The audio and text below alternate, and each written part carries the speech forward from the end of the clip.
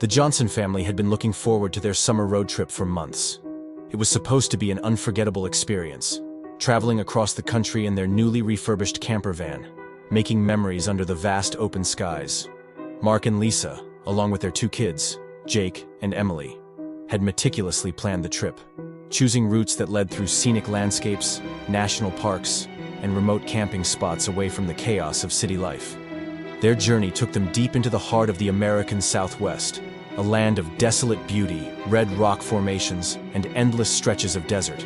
As night began to fall on their third day of travel, they found themselves on a remote dirt road leading into a secluded canyon. The GPS had lost signal miles ago, but Mark was confident they were still on the right path. "This place is perfect," he announced, pulling the van into a clearing near the base of a towering rock formation. The air was crisp, the sky painted in hues of violet and orange as the last remnants of daylight faded behind the horizon. Lisa set up a small fire while Jake and Emily explored the surroundings, their flashlights casting erratic beams across the rugged terrain.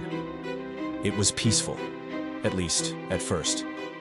As darkness settled in, an eerie stillness blanketed the landscape. The crackling of the fire was the only sound punctuating the silence.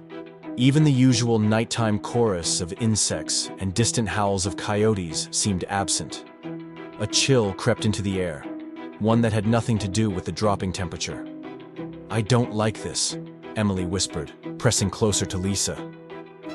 "You're just not used to being this far from civilization," Lisa reassured her, though there was an unmistakable tension in her voice. Then, it started. A faint rustling from the bushes just beyond the fire's glow. Not the scurrying of small creatures, but something larger, heavier. Mark turned his head sharply. "Jake, Emily, come back here," he called, realizing the kids had wandered a bit too far.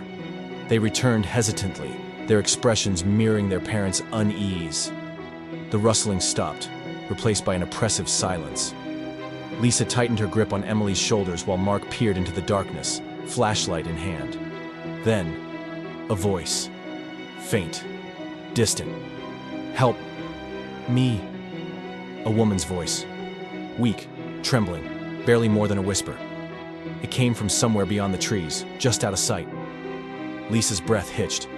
"Did you hear that?" Mark nodded, his expression hardening.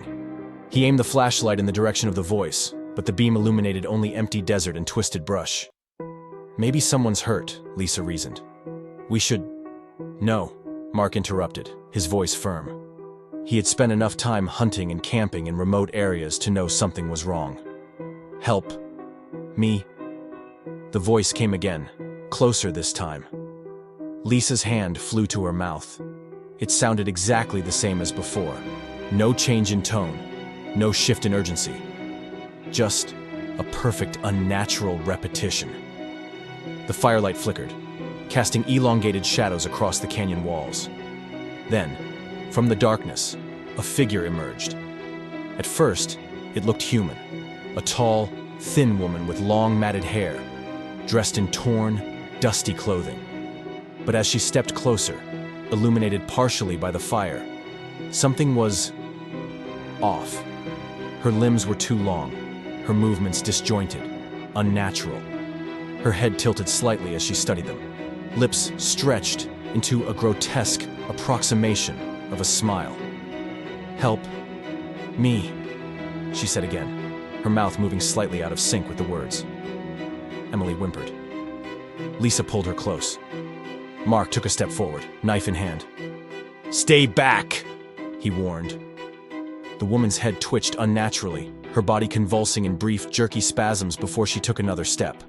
Her legs bent the wrong way, joints cracking with each unnatural movement. Jake screamed. The woman's head snapped toward him instantly, her mouth opening wider than it should have, revealing rows of sharp, jagged teeth. "Help me," she whispered again. But now the voice had changed, warped, distorted, layered with something inhuman. Mark didn't hesitate. He grabbed a burning branch from the fire and thrust it toward the figure. For the first time, it reacted, flinching backward with an inhuman shriek that echoed through the canyon. It dropped onto all fours, scuttling back into the darkness with unnatural speed, disappearing into the night. The family stood frozen, their breath shallow, their hearts pounding. The whispers continued, circling them, moving through the trees, shifting in tone and pitch as though mimicking their own voices. "Run," Mark said. They piled into the van, locking the doors, Mark fumbling with the keys as the whispers grew louder, the presence outside shifting, circling, waiting. Then, from the passenger side window, a face pressed against the glass. Not human. Not anymore. Lisa screamed as Mark floored the gas, the van kicking up dirt as they sped out of the canyon, tires skidding over the rough terrain. The whispers followed, lingering on the edges of their perception until, finally, they reached the highway. Only then did the silence return. They didn't stop until they reached a motel hours away. No one spoke. No one slept. The whispers still echoed in their minds. The image of that thing burned into their memories. Days later, as Lisa unpacked their bags at home, she noticed something strange. A long, thin handprint pressed against the back window of the van. It hadn't been there before,